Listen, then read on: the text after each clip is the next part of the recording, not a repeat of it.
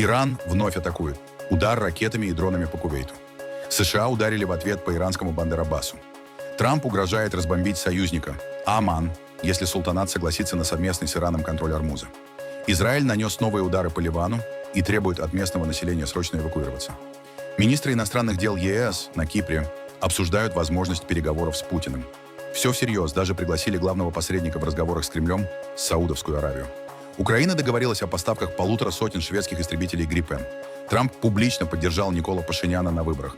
А сам Пашинян провел военный парад с авиацией в Ереване. Москва уже отреагировала.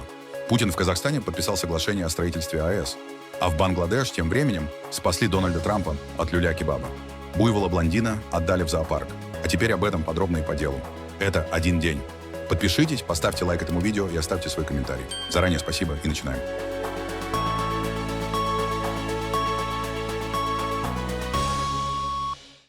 Ситуация вокруг Ормузского пролива вновь резко обострилась. США нанесли новые удары по объектам Ирана в районе Бандер-Аббаса, стратегического порта и базы ВМС Ирана у входа в Ормузский пролив. Военные США уничтожили пункт управления беспилотниками, который готовил запуск дрона по американским силам и коммерческому судоходству. Еще 4 иранских ударных беспилотника были сбиты в воздухе. В Вашингтоне подчеркивают, операция носила оборонительный и ограниченный характер и была направлена на сохранение режима прекращения огня. Одновременно иранские государственные СМИ сообщили о новом инциденте в самом Ормузском проливе. По версии Тегерана, 4 судна попытались пройти через пролив без согласования с иранскими силами безопасности. После предупреждений по ним открыли предупредительный огонь, и корабли были вынуждены развернуться. Агентство Тасним, связанное с корпусом стражей Исламской революции, утверждает, что речь шла об американском нефтяном танкере. После этого, как заявляет Иран, США нанесли удар по району возле Бандер-Аббаса. На фоне инцидента Иран объявил об ответной атаке. Корпус стражей сообщил о нанесении удара по американской авиабазе, откуда, по утверждению Тегерана, были запущены удары по иранской территории. Название базы официально не раскрывается. Практически одновременно Кувейт сообщил о работе систем ПВО против враждебных ракет и беспилотников. В стране включались сирены воздушной тревоги. Власти Кувейта не уточнили, откуда именно шла угроза.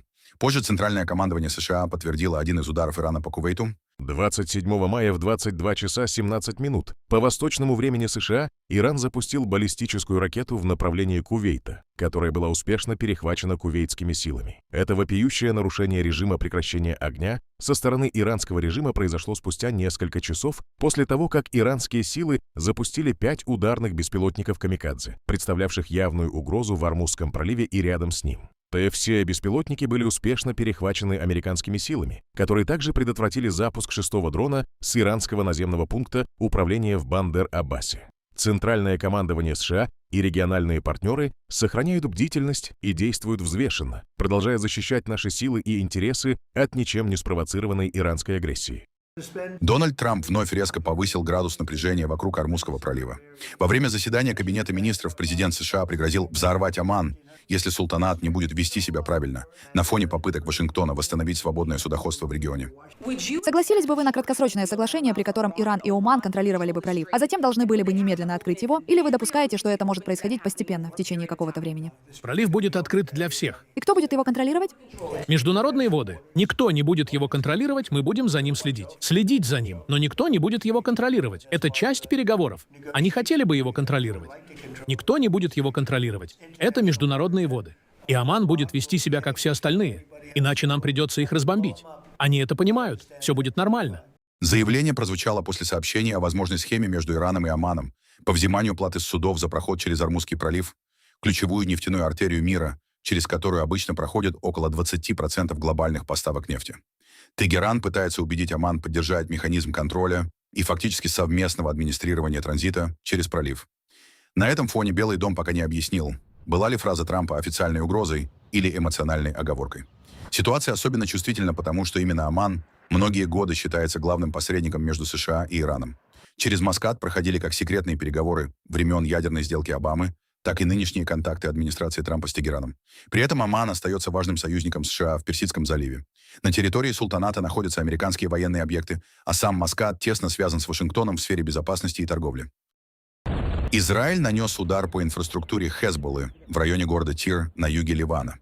В результате атаки были зафиксированы мощный взрыв и пожар на месте удара. Армия обороны Израиля заявила, что продолжает операции против объектов группировки и расширяет зону боевых действий на юге Ливана. По данным Reuters, только за один день ранее было нанесено более 120 ударов по югу и востоку Ливана. После объявления перемирия в апреле Израиль также расширил список эвакуационных зон более чем на 100 населенных пунктов, что затронуло значительную часть юга страны. Накануне военные объявили ряд районов зоны боевых действий и потребовали от жителей переместиться севернее реки Зарани, примерно в 40 километрах от границы. Несмотря на формально действующее прекращение огня, удары продолжаются, а значительные территории остаются фактически недоступными для возвращения жителей. Евросоюз впервые за долгое время начал публично обсуждать возможность будущих переговоров с Россией. Главы МИД стран ЕС собрались на неформальную встречу на Кипре, где одной из главных тем стали возможные условия контактов с Москвой на фоне затянувшейся войны в Украине. Дополнительным сигналом важности встречи стало участие министра иностранных дел Саудовской Аравии принца Фейсала бин Фархана. С начала полномасштабного вторжения в 2022 году Брюссель придерживался политики максимальной изоляции России. Санкции, разрыв политических контактов и дипломатическое давление. Однако теперь, когда война идет уже 5-й год, а американские попытки добиться соглашения буксуют, в Европе все чаще говорят о необходимости готовиться к возможному переговорному процессу. Часть стран ЕС опасается, что США постепенно переключают внимание на кризис вокруг Ирана, а Европа рискует оказаться в стороне от обсуждения будущего Украины.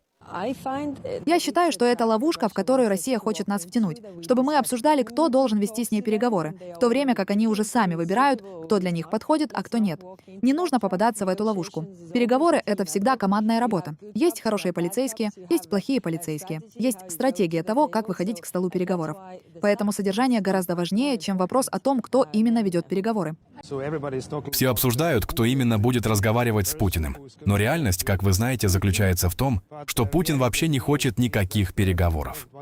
Он лишь усиливает давление на Украину. Мы каждую ночь видим удары, безумные атаки против украинских людей. Поэтому нам нужно сосредоточиться на том, как сделать европейскую позицию сильнее, и у нас есть множество решений, которые необходимо принять. Россия совершенно не проявляет никакой воли ни к миру, ни к прекращению огня, ни к переговорам. Поэтому мы должны быть готовы продолжать поддерживать Украину столько, сколько потребуется, чтобы она оставалась свободной и независимой страной. Позже глава внешней политики Евросоюза Кая Каллас сделала еще одно заявление. Она уверена, что Россию и Украину нужно подтолкнуть к диалогу. Последние удары по Киеву показали, что Россия по-прежнему не проявляет подлинного интереса к миру. И это также было четким мнением министров сегодня. Прямая угроза Москвы убивать иностранных дипломатов в Киеве является публичным заявлением о военном преступлении. Одно совершенно ясно. Европа никогда не будет нейтральным посредником между Россией и Украиной, потому что мы на стороне Украины, и мы защищаем наши собственные ключевые интересы безопасности. Все уступки до сих пор были со стороны Украины, но должны быть также уступки со стороны России. То есть, вы знаете, мы также должны помогать им в этих переговорах, но мы не можем быть посредниками по-настоящему, потому что мы защищаем интересы Европы и интересы Украины, потому что Украина также находится в Европе. И именно поэтому, вы знаете, будь то прекращение огня, будь то, вы знаете, любой другой вопрос, который я обсуждала ранее, мы не можем быть посредниками, мы не можем быть нейтральными, относиться к ним одинаково, потому что мы однозначно на стороне Украины. Знаете, кто может быть посредником? Я думаю, очень важно, чтобы мы побуждали Украину и Россию разговаривать друг с другом, потому что есть так много вопросов, по которым только они могут принять решение. Поэтому могут быть страны, которые занимаются челночной дипломатией. Но в конечном итоге именно они должны сесть и обсудить эти вопросы, которые могут решить только они. Безусловное прекращение огня является предварительным условием для любых мирных переговоров. Это также было подчеркнуто министрами сегодня. Россия должна прекратить диверсионные операции, кибератаки, вмешательство в выборы, нарушение воздушного пространства по всей Европе.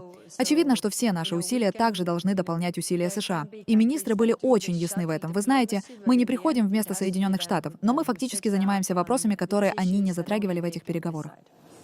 Украина договорилась со Швецией о расширении авиационного сотрудничества и поставках истребителей «Гриппен». Об этом заявили Владимир Зеленский и премьер-министр Швеции Ульф Кристерсон на совместной пресс-конференции на авиабазе в Упсале. Украина четко определила «Гриппен» как свой приоритетный вариант для долгосрочного формирования ВВС Украины и заявила о желании приобрести новейшие версии «Гриппен» E и F, что и является приоритетом. На первом этапе сегодняшнее соглашение между Швецией и Украиной означает, что они закупят 20 новых «Гриппен E». Переговоры по деталям и все приготовления продолжаются.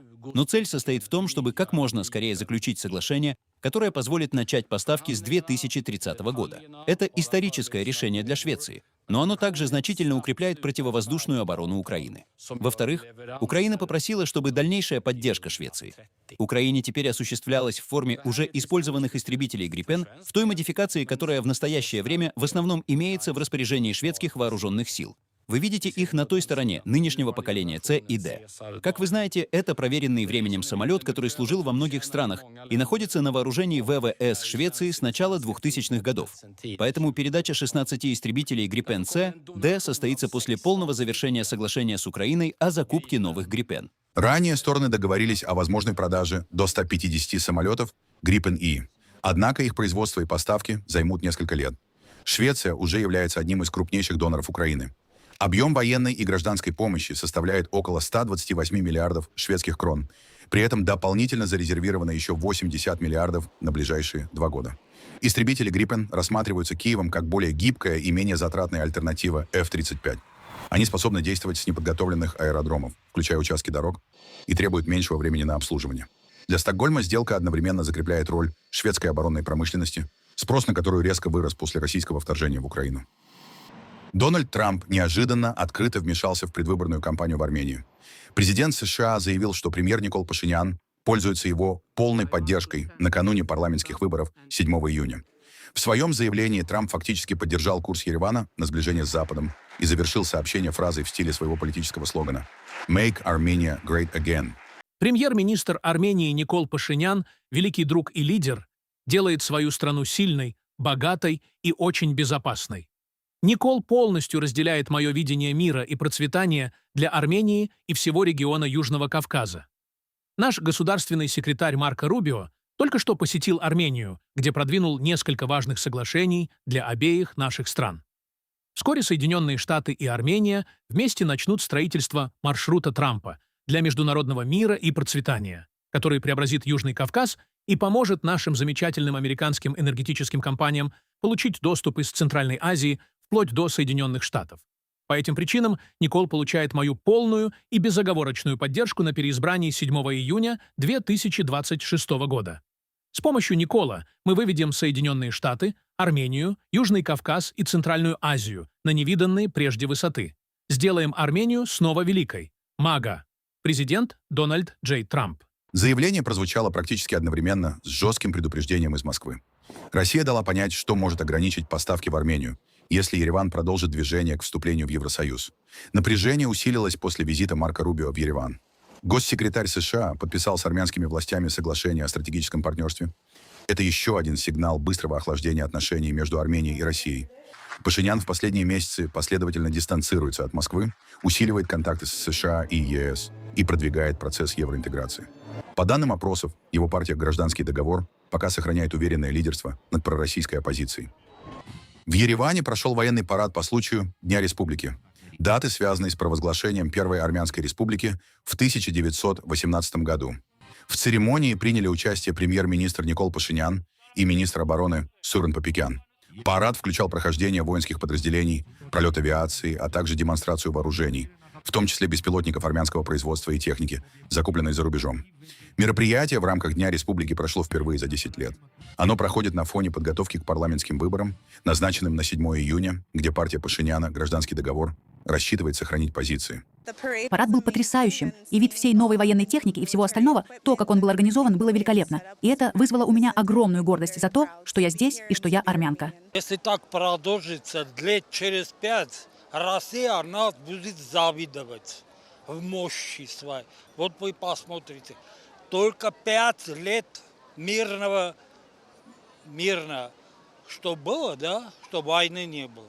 Через 5 лет вы все увидите, какие высоты настигли. Я имею в виду технологические высоты. Было красиво, все было хорошо.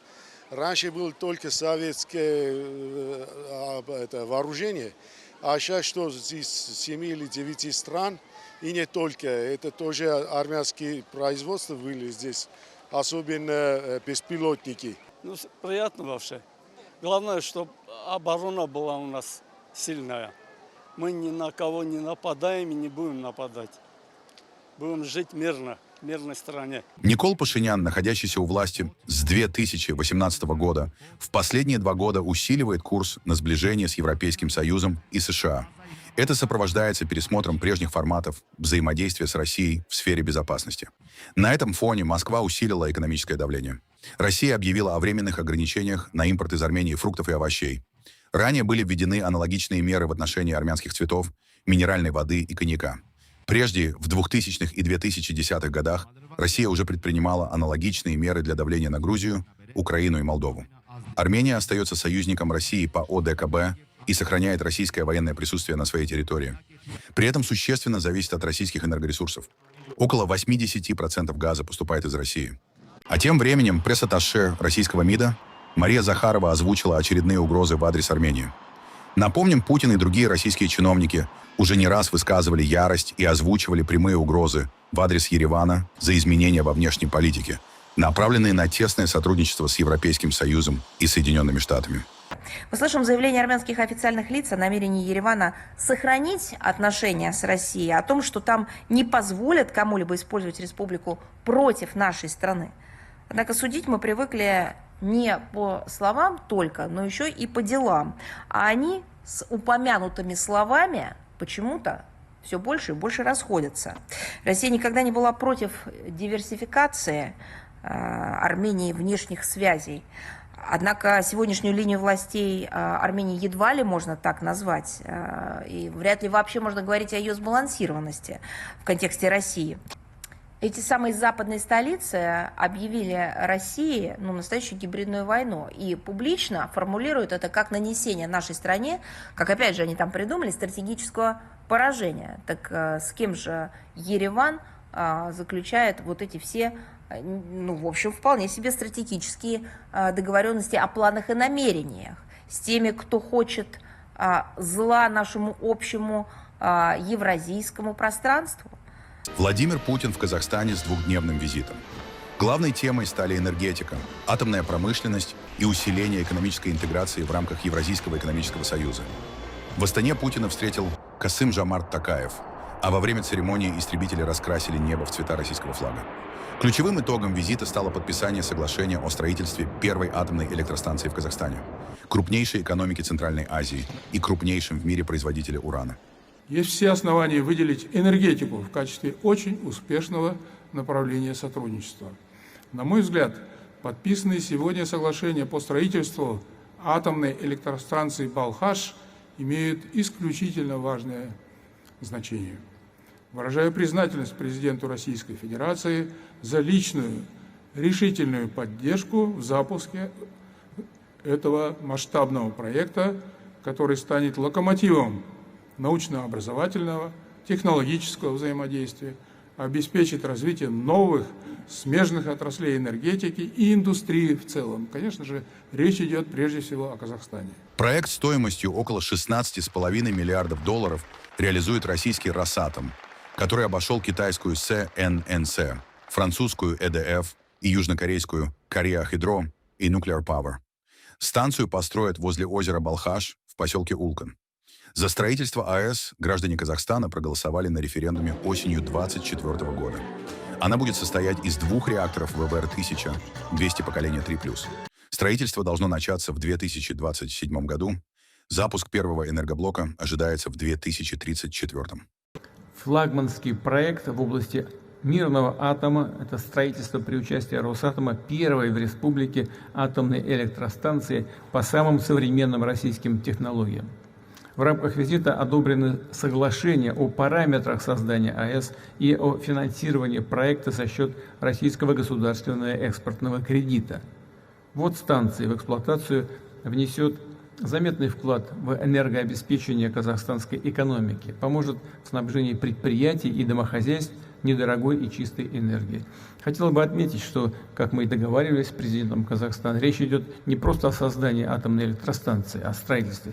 Речь идет о создании целой отрасли, включающей образование, подготовку кадров и так далее. Для Казахстана это историческое решение.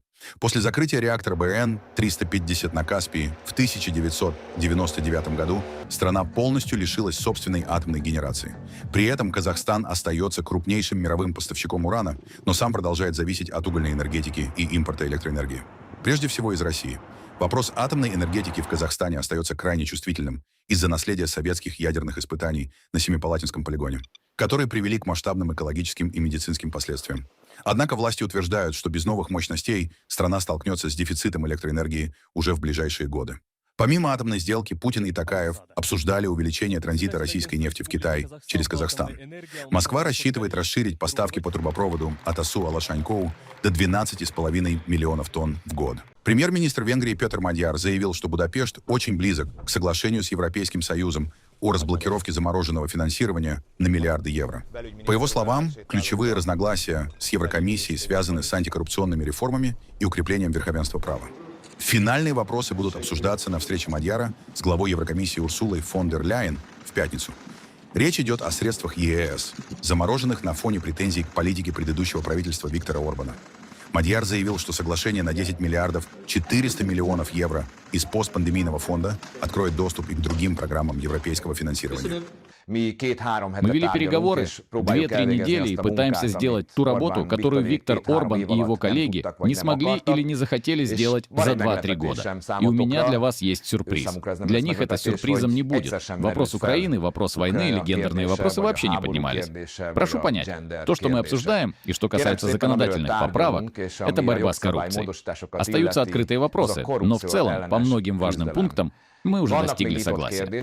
Между европейскими институтами и правительством Венгрии нет противоречия в том смысле, что мы должны максимально жестко действовать против коррупции во всех ее формах. И действительно необходимо сделать все, чтобы предотвратить возможные коррупционные действия. Поэтому мы поддерживаем расширение полномочий органа по вопросам добросовестности. В то же время мы не можем принять поправки, которые потенциально противоречили бы венгерской конституционной системе. Думаю, Европейская комиссия это поймет, поскольку Венгрия — суверенное государство, как и другие государства-члены, и в Венгрии существуют особые правила и конституционные нормы.